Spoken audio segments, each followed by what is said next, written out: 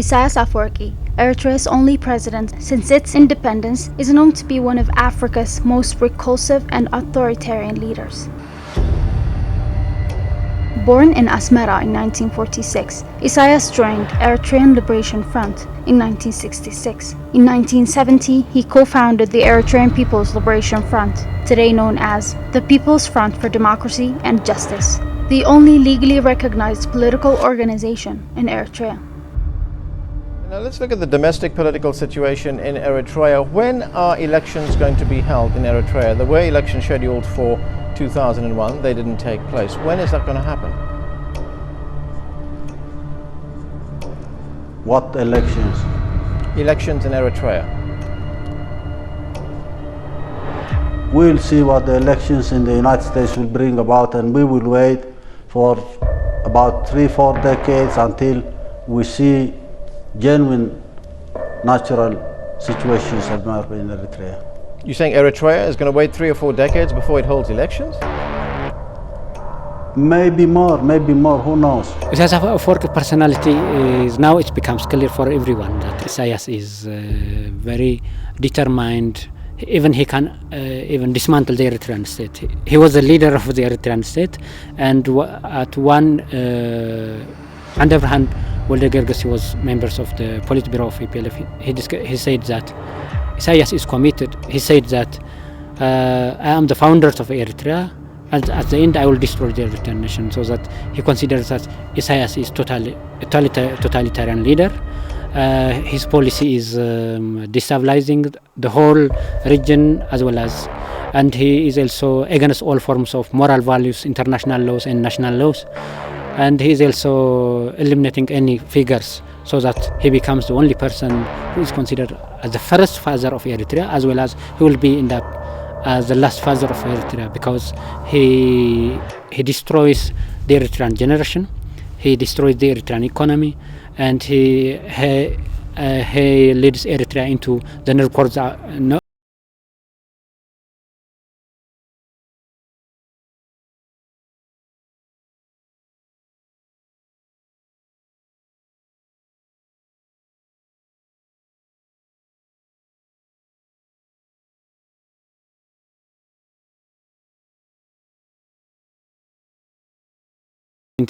interested in education, university. He hates anyone who is considered as elite, intellectual, economic elite, political elite, and figures.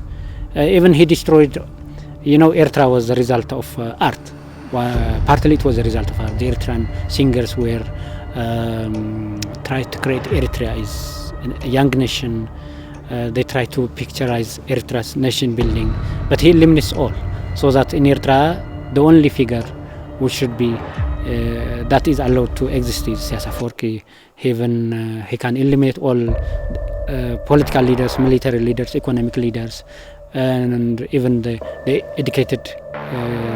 And he closed Asmara University and established a number of small colleges in the rural areas, so that even he said that I am not responsible to bring water to the cities, even to bring education.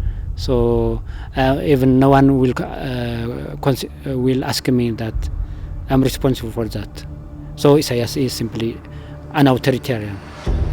The only authoritarian surviving in Africa.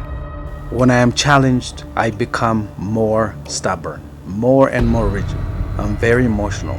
Isaias Afwerki in Christian Bandegard's book, The Battalion State. أتي بسبعتات وبسبعتات تقابل حرنات إيرترا زبلوز نبرة يزدقم زمان وشتاو حتاتنا بسلام يفتحني بحيل تراحي زأمر ذلا ديمقراطيا وزت زبها النجار يلا نبها النيرو. Can we ask you a few questions? No. Can we ask you a few questions for French television? Can we ask you a few questions? For French television? No. I'm not that interested in politics. So, sorry. Isaias's ruthless behavior, according to leaked documents, would haunt him, Ronald Macmillan, US ambassador to Asmara, would describe the president as paranoid, believed that both the Ethiopian and US governments were trying to kill him, and would switch plates with subordinates to avoid being poisoned and sleep in different locations to escape assassination. An apparently constant and repetitive fear for the president. It's closed, authoritarian, but also the Somali of Africa. That means Somalization of Eritrea means the young generation of Eritrea is forced to live in the campus as well as in the military, in the refugee camps and military training centers, so that he destroys the young generations, he destroys the family. So Eritrea is, Alam Sagadabai stated that Eritrea is simply a self-impeting nation because of siyasa for policies. An estimated 5,000 people leave Eritrea every month, and almost as many men, women and children left that country last year as fled Syria. It is a human exodus that is all the more staggering when you consider that this is a country of just 6 million people and one that is not presently at war.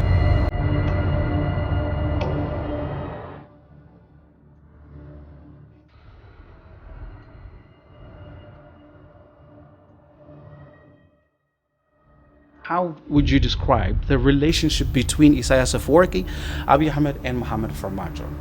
Before we describe the nature of the relationship or the alliance between Farmajo of Somalia, Isaias Afwerki and Abiy, I think we should briefly see the nature of these governments, their characters.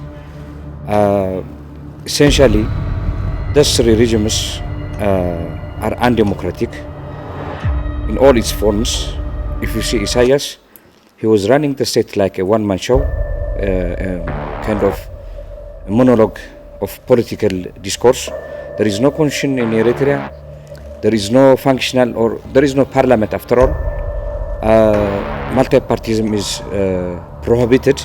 There is only a single party run by himself. So this guy, Isaias Afwerki, runs undemocratic politics. And secondly, Abiy, the second partner in this genocide, is also inherently undemocratic. He came after the 2018 turmoil in Ethiopia, essentially like what could be called as undemocratic within quasi-democratic institutional framework of politics. Abiy also runs the political setup in a very personalized manner like Isaias. The same is true with Farmajo. The three entities share a significant political character of being undemocratic. And this is manifested in terms of system-wise. The three of them, Farmajo, Isaias and Abiy, are against the democratic aspirations of their respective people. In a sense, they are against any form of power decentralization to regional administrations. In all cases, they want to concentrate political power at their office, at personal level. So they are against the sovereignty of peoples, nations and nationalities in all three cases. Eritreans were yet again dragged into a war by a government they never elected in November of 2020. Eritrean forces, along with Ethiopian National Defense Forces, Amhara Regional Forces and Fano, would invade Tigrai. Within weeks, Eritrean forces would commit some of the most heinous crimes against innocent civilians. Eritrean forces would commit massacres, sexual violence, destroy school and health facilities in an exhaustive war of attrition on the people of Tigray. Now, Eritrean troops fighting in Ethiopia's Tigray state systematically killed hundreds of unarmed civilians.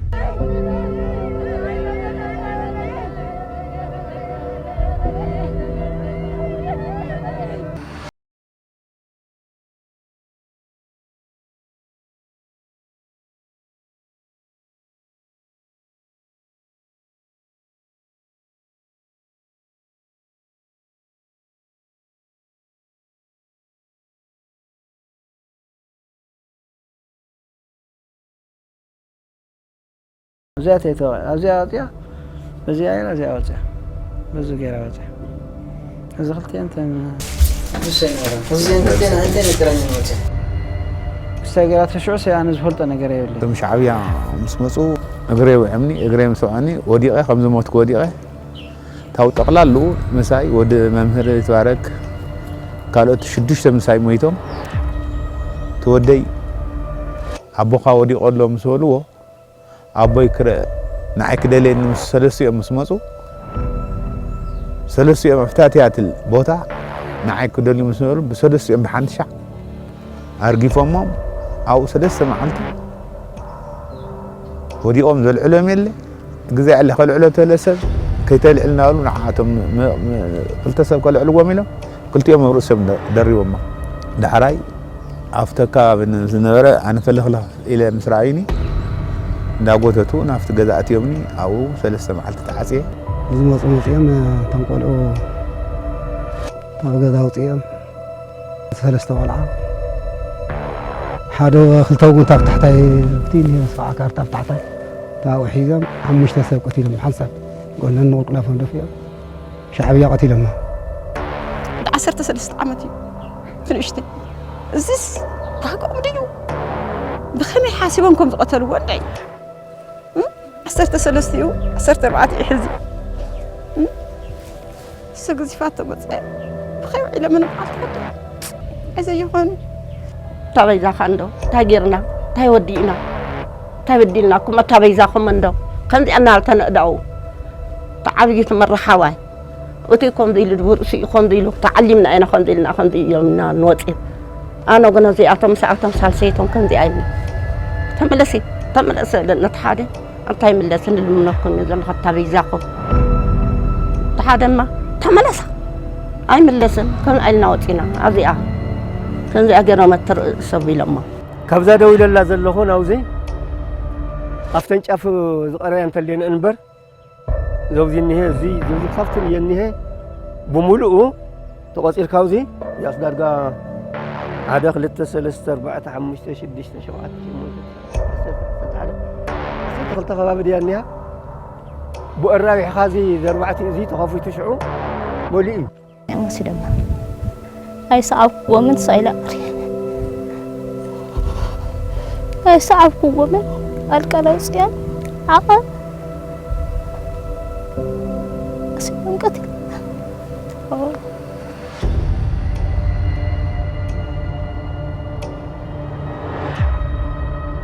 أتو كما يقولوا ناوي يكروا أنت هذا بتندم تلين نهار كن رسي شغلوا لقني سوني مدهني عليهم ما راين هيرهم دك حفتين حاتيتم للسرخيبة اللي دك خصمي تم تودي كلهم تلا كبه تهورا ما يدمع مسايبة تخسيان خصامي يدف سايد وحيدي له هذه توالاويل كيد قل لك كده أما خير بس هذا سبزات خشيان زيا بس أخان بدس تكو قيود مساعتنا واي هي أنت تجزا قدي فينا يدا أي سواء يكون هنيه دحار أما قو نداقو ينامت إنا تاوس أما قو قتل لما أنت تواي في ليبي لمسكته تدا ينصد بعلي حلو عليه كل هاديمو بعلي تمسك هي تنقل تدق إسا ساتر إن فتان ودي كورا قتل لو أنت الله رويلي بزي مسألكو نازي أزركه تغرمي ودي ورحت ما يدوم مخبلك شو ما عنده ودي أتا شو ما عنده ودي ما رحت يدوم مخبلك خوران فتان ودي وأنا فتاني For years, Isaias Afwerki was training and funding right-wing Ethiopian opposition and media outlets that perpetrated hate speech against Tigrayans. ተበላሽና ሳን ከባህር ማስወገጃ መንገዱ አንዱ ነው የባህር ውሃም ማስወገድ። ውድ የኢትዮጵያ ሕዝብ ወገናችሁ ሆይ ትግስት የወለደው ቁጭት ውጤቱ አመርቂ ነው። አትጠራጠርም። ስለዚህ ሳናመነታም ሁላችንም በያለንበት በሚከተለው መሰረት እርምጃችንን እንድንጀምር ጥሪ እናስተላልፋለን። So for 20 years he recruited all Ethiopian opposition forces, not only Ethiopian but also the Somali opposition forces, any opposition force in the Horn of Africa that opposes the TPLF EPRDF government, and he trained in Eritrea for 20 years, and he was waiting. He was waiting until Prime Minister was passed away, and then in 1928, due to the weak leadership of Haile Mariam Desalegn, and then the coming of Abiy Ahmed to power, it was considered as a renaissance for Isaias Afwerki to fully destabilize the Horn of Africa. የኤርትራ ጦር ይውጣ የአማራ ሚሊሻ ይውጣ እኮ የሚሉ አገሮች አይደለም አገራቸው ውስጥ እንዲህ አይነት ችግር ገብቶ ሰው ሀገር ይሄዱ እኮ መዓት መከራ ያያዋገር The countries calling on Eritrean soldiers and the Amhara militia to withdraw from Tigray are countries that are responsible for unspeakable misery in other countries. They wouldn't have gone through what we are going through now. They can use international law to favor their interests alone. We are in the government and we don't know the potential of the Ethiopian army. But if the government believes that Ethiopia needs help in order to keep the unity and peace of the country, we accept this and defend it so the country's sovereignty is maintained. As you can see, it is hard to differentiate the truth from the lies on social media. One channel will say that thousands of innocent people were massacred in Aksum, but the other will show you the celebration that took place on the same day and no sighting of guns and shooting. We should not listen to such insane news, but instead depend on truth and principles. ተብታናግራቸው የሚል ነገር አለ እና እንጠይቀዋለሁ እነሱንም ቢያሉ ለኔ እንዴት ይሰማሉ ብለው The Prime Minister asked me to be a mediator on the negotiation. I said, what makes you sure that they will accept my offer? And he said that he had a gut feeling. I didn't go to Eritrea. I just sent a message, and I also had a discussion with Yemane Gabrab in London. The biggest fact in establishing peace was the trust the Eritrean government had in me. I had a strong relationship with the government. The only thing they asked me was if I trusted him, and I told them I did. After a week, they sent me a text through WhatsApp saying they wanted to communicate with the Ethiopian government. I forwarded that message to Abiy. That's the story behind the Eritrea peace deal.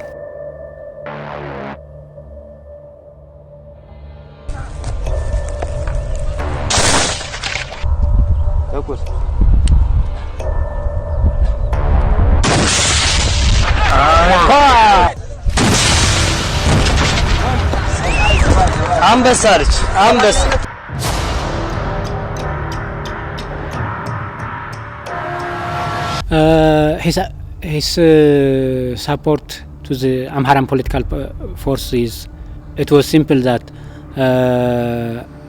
his policy is clear: to dismember Ethiopia, to destabilize the Horn region. So he's recruiting his supporters was from Amhara everywhere in Ethiopia.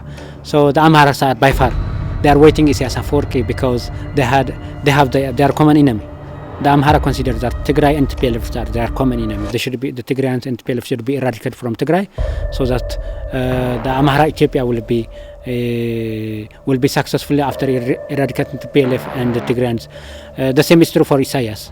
Isaias' nation building and his ambition in the Horn of Africa will be after eradicating TPLF and the Tigrayan people. That's why he committed genocide, and he making alliance with anyone that supports him in his aggression against Tigray and TPLF. So the Amhara political forces, they are simply Amharic speakers, but they share Isaias Afwerki's policy. You know, the Amhara follows the same policy that Amharanization of the Ethiopian state, and Isaias is also trying to dominate the Horn of Africa by eliminating Tigray and TPLF. So he is supporting not only Amhara, but the Amharas are ideological the same with Isaias Afwerki. They are the ardent enemy of Tigray and TPLF, so that they have a mutual agreement on that. That's why he came up with this called Game Over and Politika Hatso. He was considering that after 2018, when Abiy Ahmed was coming to power, it was a renaissance for Isaias Afwerki. so that using the Ethiopian resource, the Ethiopian army, the Ethiopian economy, and the Eritrean army, he will eliminate PLF and Tigray. So Abiy Ahmed was instrumental in supporting his resource, and he making a tripartite agreement, the Asmara Agreement. It was a secret agreement of access between Amhara, Abiy Ahmed and Isaias Afwerki to eliminate Tigray. So that the political Hatzwa means cleaning the Tigrayan political values, the federalist values, economic and social establishment in the Horn of Africa, so that eradicating Tigray from the map, then building greater Eritrea by partitioning Tigray into two. Southern of the major roads in Tigray will be allocated to Amhara, and northern of the Tigray roads, most of the Tigrayan capitals, including Adigrat, Aksum, Adwa, up to Shararo, they were considered part of Eritrea. His ambition was to create greater Eritrea by dismembering Ethiopia, and in fact he's successful. You know, he got Abiy Ahmed was instrumental for Isaias Afwerki to control the intelligences, the economy, the army in Ethiopia.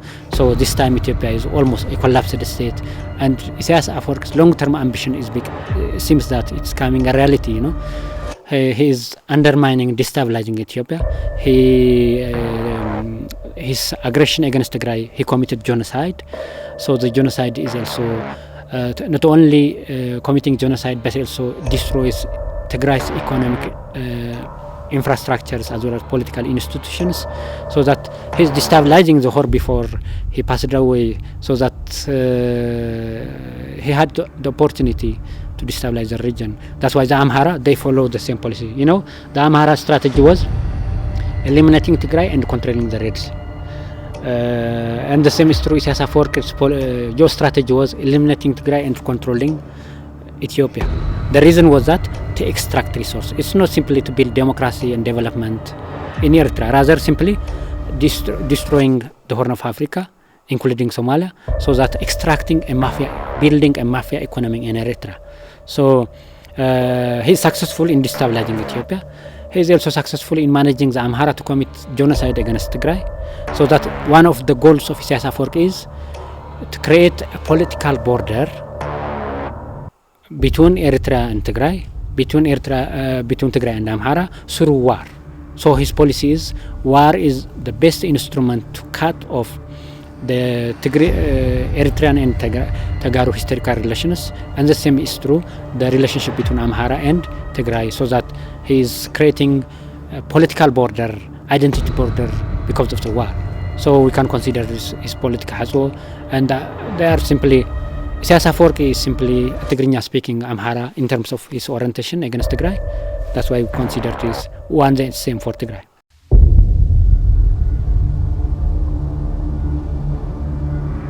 The war on Tigray has not only deteriorated living conditions in Tigray, but has also made life in Eritrea even more insufferable. In his most recent report, the rapporteur for the situation of human rights in Eritrea tells the Human Rights Council that the war on Tigray has further deteriorated human rights conditions in Eritrea.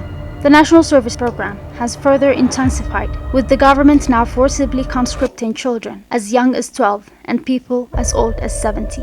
When children as young as 16 were being forcibly taken into active combat with very limited, if any, military training, with many young people being forced to partake in the war on Tigray under the threat of severe punishment to themselves and their families. According to the report, draft evaders or deserters are routinely punished with arbitrary detention in highly punitive conditions, and often subjected to torture and inhumane or degrading treatment, and extrajudicial killings of conscripts when they try to escape from Tigray or from training centers in Eritrea. The report said parents of conscripts were detained to coherence conscripts into serving in the military, and failure to respond to a conscription notice by a member of the family would result in the denial of food coupons for the entire family.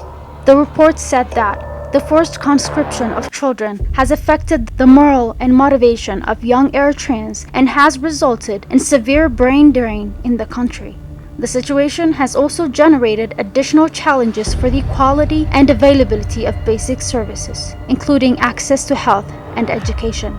The Eritrean government for decades has been a source of instability and mayhem in East Africa, from funding terrorist organizations like Al-Shabaab, its oppressive nature that has resulted in more than 500,000 fleeing the country, and finally its invasion of Tigray and gross violations of human rights committed by its forces on civilians. The question now remains how the world will respond to this disregard for human rights and international law. Will it remain silent, or will it demand for the protection of human dignity?